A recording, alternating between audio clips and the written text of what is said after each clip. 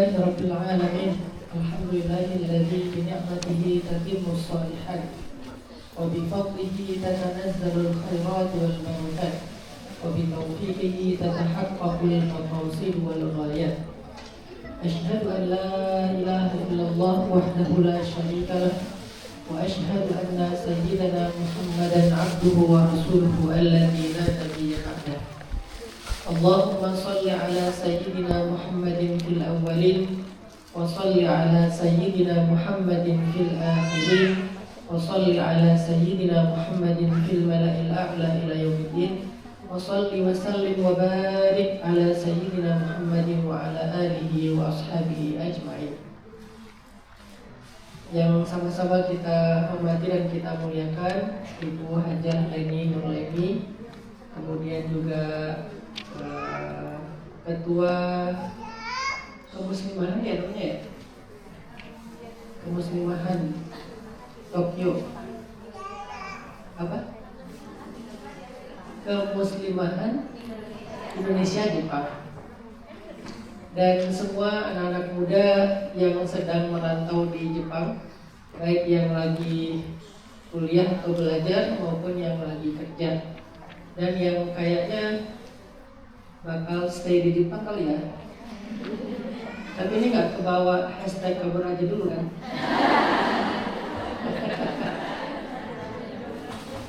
Alhamdulillah ini udah yang kesekian kalinya saya ke Jepang, dan rasanya selalu pengen balik ke sini untuk belajar sih, belajar budayanya, belajar habitnya, dan belajar banyak hal. Tapi by the way, Jepang adalah salah satu motivasi dan inspirasi saya yang akhirnya setelah sekian kali saya dibawa jalan-jalan sama Kang Yusuf di Jepang, saya memberanikan diri untuk membuat sekolah di Indonesia SD gratis yang terinspirasi dari beberapa materi pelajaran yang ada di Jepang. Semoga inspirasi-inspirasi yang kita dapat di seluruh dunia itu kita bawa pulang ke Indonesia sebagai sebuah amal solih, sebagai sebuah kontribusi kebangsaan dan kontribusi dakwah kita. Hari ini saya baru dapat judul nih, Allah aku kembali. Kalau belum terlambat kan, benar kan judulnya? Kirain judulnya ubur-ubur ikan lele. Belum terlambat gitu. Jadi kita pengen bahas tentang kembali kepada Allah ataupun tentang taubat. Kembali kepada Allah itu dalam bahasa Arab disebut dengan istilah al-inabah. Jadi kalau misalnya orang yang pengen kembali kepada Allah itu atau diperintahkan untuk kembali kepada Allah itu ayatnya wa anibu ila rabbikum, kembalilah kalian kepada Tuhan kalian. Jadi secara bentuk kata sifatnya disebut dengan al-inabah, kembalinya seseorang kepada Allah. Sedangkan penyesalan yang menjadi motivasi seseorang untuk kembali dalam bahasa Arab disebut dengan taubah. Jadi taubah itu secara definitif, bukan secara bahasa, kata para ulama artinya an-nadam.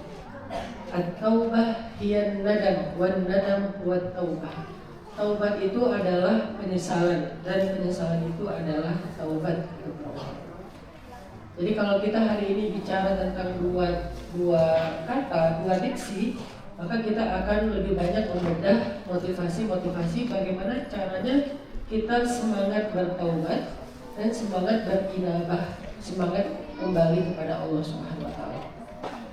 Baik, teman-teman anak-anak muda Tokyo dan sekitarnya yang dirahmati Allah SWT.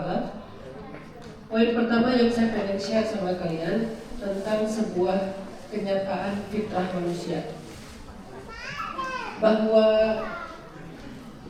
berbuat salah itu adalah fitrah. Tapi ini bukan sebuah validasi ya, atau sebuah legitimasi. Terlepas dari itu semuanya, berbuat salah itu adalah sebuah fitrah. Artinya nggak mungkin kita nggak berbuat salah, itu nggak mungkin. Jadi kita menghindar apapun tetap salah. Kita, orang lain, semua orang dalam kehidupan ini yang namanya berbuat salah itu fitrah. Sehingga poin dari kata-kata bahwa berbuat salah itu adalah fitrah, poin pentingnya adalah ya udah biasakanlah diri kita dengan orang-orang yang kadang bersalah kepada kita dalam kehidupan sehari-hari. Karena nggak mungkin kita bergaul dengan manusia lalu tidak menemukan kesalahan pada diri mereka, itu nggak mungkin. Sebagaimana kita juga sesoleh apapun, sehijrah apapun, sebolak-balik apapun kita ke Mekah, bahkan tinggal di Mekah, di Madinah, tapi kita nggak akan pernah terhindar dari yang namanya kesalahan ataupun dosa. Itulah kenapa sebelum Allah Subhanahu wa Ta'ala menurunkan kakek kita Adam alaihissalam ke bumi, padahal kan Adam itu memang diciptakan untuk tinggal di bumi kan. Inni ja'ilun fil ardi khalifah. Sesungguhnya aku menjadikan seorang khalifah di muka bumi, kata Allah sebelum menciptakan Adam. Artinya Adam itu memang diciptakan untuk tinggal di muka bumi, sebetulnya bukan tinggal di surga. Kalau melihat dari ayat, kenapa Allah menciptakan Adam? Adam itu memang diciptakan sebagai khalifah, sebagai pemimpin yang akan mengurus bumi. Nah pertanyaannya, bagaimana cara Adam dari surga ke bumi? Kenapa nggak Allah putuskan aja Adam secara baik-baik? Misalnya, wahai Adam, turunlah kamu ke bumi. Sesungguhnya bumi itu pernah dirusak oleh jin. Sekarang tugas kamu adalah memperbaikinya, merawatnya, menjaganya. Kan bisa gitu ya. Sebagaimana Allah mengutus para malaikat. Kapan Allah mengutus Adam atau para malaikat ke bumi tanpa harus ada adegan drama salah? Kalau kita pakai logika kita dalam membaca sejarah kehidupan Nabi Adam, kenapa Adam diturunkan ke bumi itu dengan sebuah drama pernah melakukan satu kesalahan? Karena Allah Subhanahu wa Ta'ala memang ingin menyampaikan kepada anak cucunya Adam, kita itu memang kayak gitu, memang bersalah. Kita itu memang pendosa. Kita itu memang nggak akan terlepas dari namanya kesalahan. Makanya kalau misalnya teman-teman baca tafsir ya, ini saya coba buka tafsir Ibnu Katsir tentang ayat taubatnya Adam di dalam surat Al-Baqarah ayat 37. Allah Subhanahu wa Ta'ala berfirman, A'udzu billahi minasyaitonir rajim. Bismillahirrahmanirrahim. فَتَلَقَّى آدَمُ مِنْ رَبِّهِ كَلِمَاتٍ فَتَابَ عَلَيْهِ إِنَّهُ هُوَ التَّوَّابُ الرَّحِيمُ. Maka kemudian Adam pun menyampaikan kepada Tuhannya, dari Tuhannya kalimat-kalimat, lalu Tuhannya mengampuni dosanya. Sesungguhnya Dia Maha Penerima Taubat dan Maha Penyayang. Di sini ada istilah kalimat. Kalimat ini artinya ucapan. Ternyata sebelum Adam bertaubat, Adam itu ngobrol sama Allah. Ada kalimat yang dia bicarakan dengan Allah. Ada apa ya? Ada pembicaraan lah. Kalimat itu pembicaraan antara Adam dengan Allah.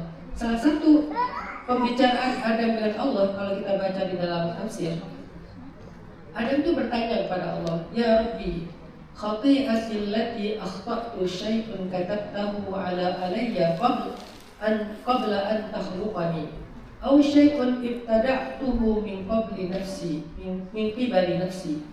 Ya Allah, kesalahan yang aku lakukan itu apakah ketetapan yang Engkau telah tetapkan kepadaku sebelum Engkau menciptakan aku, atau sesuatu yang aku mengada-ngada dari sisi diriku sendiri? Jadi sebetulnya kesalahan yang aku buat itu memang dari aku pribadi, atau memang Engkau tetapkan aku berbuat salah kayak gitu bahkan sebelum Engkau menciptakan aku, kata Adam. Apa jawaban Allah? Qala bal syai'un katabtuhu 'alaika qabla an akhluqaka. Itulah ketetapan yang telah aku tetapkan atasmu bahkan sebelum aku menciptakan engkau, wahai Adam. Qala, kemudian Adam mengatakan, fakama katabtahu alayya faghfirli, maka sebagaimana engkau telah menetapkan aku berbuat salah ya Allah, maka ampunilah. Ini kalimat dialog antara Adam dengan Allah. Sehingga ketika Nabi Adam mengatakan sebagaimana engkau telah menetapkan aku bersalah, maka ampunilah aku, kemudian Allah menerima taubat Adam dan mengampuni dosa Adam. Apa maksud dari kalimat itu? Kalau kita kan kalau ngobrol kayak gini, kira-kira respon kita apa? Misalnya kita nanya ke Allah nih, kalau seandainya bisa, ya Allah, aku berbuat salah itu karena memang takdir atau karena memang inisiatif aku sendiri? Kata Allah, bukan inisiatif kamu, kesalahan kamu itu takdir aku. Kira-kira respon kita gimana? Rata-rata orang kayak kita nih responnya, ya udah kalau gitu bukan salah aku dong, gitu kan? Itu respon kita. Karena kita cenderung mencari pembenaran dan mencari kambing hitam. Itulah bedanya kita dengan Adam. Mencari pembenarannya apa? Berarti aku benar dong, bukan aku yang salah, memang takdirnya yang salah. Akhirnya kambing hitamnya siapa? Takdir. Tapi ternyata ada luar biasa nih responnya. Ini pelajaran buat kita yang jarang dibahas dalam kisah Adam. Sebagaimana engkau telah mentakdirkan atau menetapkan aku berbuat salah, maka ampunkanlah aku. Artinya apa? Bahwa Allah pasti mengampuni dosa kita, karena dosa kita itu adalah ketetapan Allah. Ngerti gak? Karena Allah yang menetapkan kita berbuat dosa, gak mungkin Allah gak mengampuni kita. Gak mungkin Allah gak mengampuni kita. Tugas kita cuma satu, minta ampun doang. Dan minta ampun kepada Allah itu gak ribet. Gak kayak kita minta maaf sama seseorang yang dianggurin chat kita berhari-hari, berbulan-bulan, tetap contreng abu. Padahal dia online lasin, tapi gak di-read sama dia. Sekalinya dia read jadi biru, itu pun gak sengaja kepencet. Langsung dia panik gara-gara kepencet, tapi statusnya di kita notifikasinya typing. Wah, kita baru kira-kira dia udah maafin nih. Akhirnya gak jadi nge-send. Itu kalau dengan manusia susah minta maaf. Kalau sama Allah sekedar mengatakan Astaghfirullahaladzim, satu kata doang, Astaghfirullah. Atau mau ditambah Astaghfirullahaladzim, segitu aja, maka Allah mengampuni semua dosa-dosa kita. Dan itu pasti janji Allah, karena dia Tawwabun Ghaffarun Ghafurun Rahim. Kenapa kok pasti? Karena kita berdosa adalah ketetapan Allah, maka diampuni adalah sebuah janji Allah. Ini jangan dibawa ke sebuah validasi berbuat dosa ya. Kenapa berbuat dosa? Ketetapan Allah. Kok kamu jahat banget sama aku? Itu ketetapan Allah loh, bukan ketetapan aku. Bukan kesana arahnya. Ini kita lagi bicara hakikat ya. Karena dalam agama itu ada dua dimensi untuk bicara agama. Ada dimensi hakikat, ada dimensi syariat. Kalau ngomongin syariat itu ngomongin sebab akibat. Kalau kita berbuat salah, maka ada konsekuensinya. Kalau kita menyakiti orang lain, maka ada hukumnya. Tapi kalau bicara hakikat, itu bicara tentang penerimaan, bicara tentang lapang dada, bicara tentang belief, bicara tentang faith, bicara tentang hal-hal yang sifatnya ruhaniyah. Kalau syariat, jasadiyah. Kalau hakikat, ruhaniyah, tentang mental. Jadi kalau kita bicara mental health dalam konteks Islam, itu bicaranya ilmu hakikat. Kalau kalian pengen dapat mental health, kesehatan mental, atau mengobati mental problem kalian, mental illness kalian, atau segala hal yang bersifat mental issue, maka kita bicaranya ilmu hakikat tentang ruhaniyah. Tapi kalau bicara tentang urusan kita dengan manusia dalam hablum minan nas, itu bicaranya syariat atau jasadiyah, sebab akibat. Jadi nggak karena hakikat maka hukum itu diabaikan, enggak juga. Hukum tetap berjalan. Makanya Nabi Adam diturunkan ke bumi. Walaupun sebetulnya secara hakikat kesalahan Nabi Adam itu adalah ketetapan Allah. Kenapa kita bicara tentang hakikat? Bukan untuk mengotak-ngatik atau untuk mengintervensi syariat, bukan. Ngerti nggak bicara hakikat yang mengintervensi syariat? Kan kalau kita, maaf ya, ada koruptor harus dihukum kan? Lalu nanti dia pakai bahasa hakikat untuk memvalidasi dan melegitimasi kesalahannya. Saya kan korupsi karena ketetapan Allah. Nah ini berarti mengintervensi syariat dengan hakikat, nggak nyambung. Urusan syariat sebab akibat harus dijalankan, tapi urusan hakikat itu urusan kita belajar menerima, belajar nggak larut dalam rasa bersalah, belajar untuk meminta ampun kepada Allah, belajar memperbaiki diri, belajar untuk ikhlas, belajar untuk ridho. Itu namanya hakikat. Ya bahasanya bahasa batin. Dan belajar ilmu hakikat ini salah satu ilmu pokok dalam Islam yang biasanya dibahas oleh ulama-ulama tasawuf. Walaupun bagi anak-anak kurban istilah tasawuf itu nggak terlalu populer, bahkan cenderung dibawanya ke arah tasawuf falsafi, tasawuf filsafat, pemikiran, bukan tasawuf riyadhi, tasawuf amalan. Jadi kalau kita bahas tentang ilmu hakikat, ruhaniyah, itu sama pentingnya dengan bahas ilmu syariat. Ilmu syariat itu apa? Halal, haram, ini boleh, ini nggak boleh. Itu ilmu syariat. Biasanya ustadz-ustadz fikih yang bahas ilmu syariat.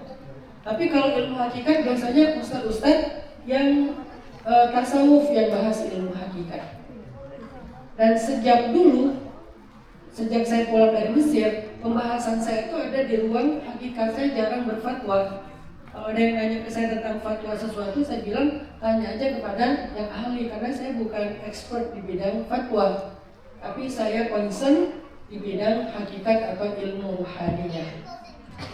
Makanya ketika anak muda lagi rame-ramenya isu mental, itu nyambung banget dengan materi-materi saya, sehingga saya dengan mudah untuk bisa menotis hal-hal yang berkaitan dengan mental issue yang ada di dalam Al-Quran atau dalam Islam. Gampang di highlight karena memang pembahasan hakikat. Jadi poin pertama yang saya pengen share ke kalian teman-teman, bahwa berbuat salah itu adalah fitrah. Nabi Adam ketika beliau berbuat salah, sebelum beliau bertaubat, beliau sempat nanya kepada Allah, ya Allah, apakah kesalahan saya ini adalah ketetapan-Mu atas saya, atau kesalahan saya ini adalah sebuah inisiatif saya? Kemudian Allah menjawab, sesungguhnya kesalahan kamu itu adalah ketetapan-Ku atasmu. Lalu Adam menjawab lagi dengan kalimat, ya Allah, sebagaimana Engkau menetapkan aku berbuat salah, maka ampunkanlah aku. Ini bukan nyalahin Allah, tapi meminta meminta kebaikan Allah dengan menerima ketetapannya. Jadi bukan nyalahin Allah, lebih tepatnya meminta kebaikan Allah dengan menerima ketetapannya.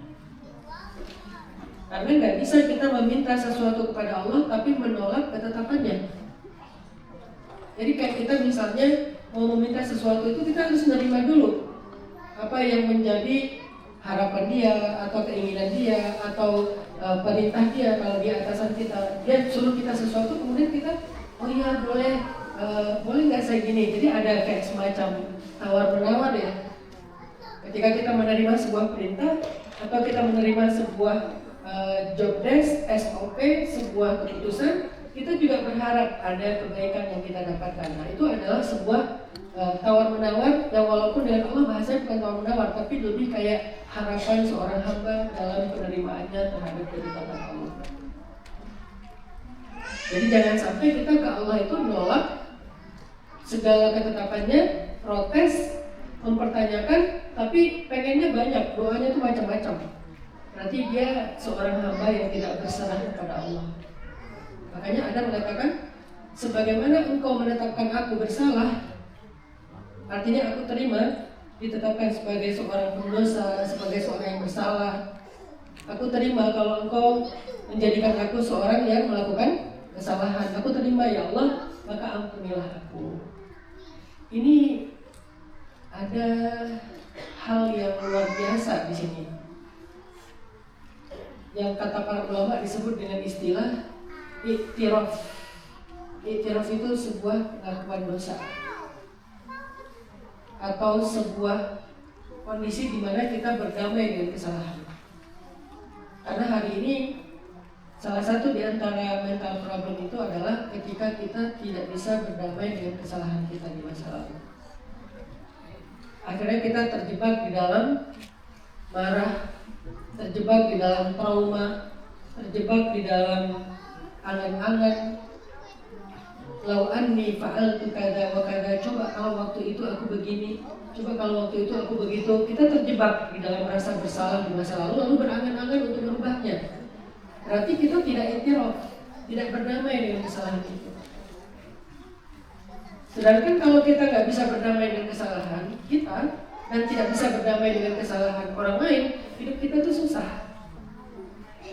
Kenapa susah? Karena kita akan terlalu perfeksionis, kita akan terlalu idealis, kita akan terlalu di awam-awam, bahkan kita terjebak tadi di dalam andai-andai dan angan-angan. Makanya penting belajar iktiraf, belajar mengakui kesalahan, belajar menerima kesalahan, belajar memaafkan, belajar berdamai. Itu tuh penting untuk mental health, untuk kesehatan mental. Dan itu dibahas dalam literasi Islam tentang taubat dalam perspektif hakikat. Kalau literasi Islam tentang kesalahan dalam perspektif syariat, berarti tentang hukum-hukum. Kalau salahnya begini, nanti kifarat dosanya begini. Kalau salahnya begini, berarti nanti qadanya begini. Kan itu hukum-hukum ya. Salah dalam misalnya puasa, yang sengaja nelen air pas lagi wudhu di bulan puasa misalnya, benar apa salah? Salah. Konsekuensi hukumnya apa? Berarti dia harus mengqadha puasanya. Yang terlanjur gibah di bulan puasa, salah apa benar? Salah. Apa hukum puasanya? Kan ada konsekuensi kan? Apalagi yang punya gibah klub. SOP-nya apa? Semakin pelan suaranya, semakin penting infonya ya. Semakin manyun mulutnya, itu semakin akurat tuh beritanya. Itu gibah-gibah. Udah gitu sambil istighfar, sambil zikir. Masa sih gak nyangka, subhanallah. Sambil zikir, sambil gibah. Apa konsekuensi hukumnya? Itu bicara syariat. Kalau kita menggibahnya di siang hari, secara konsekuensi hukum, puasa kita sah, tapi udah gak ada pahala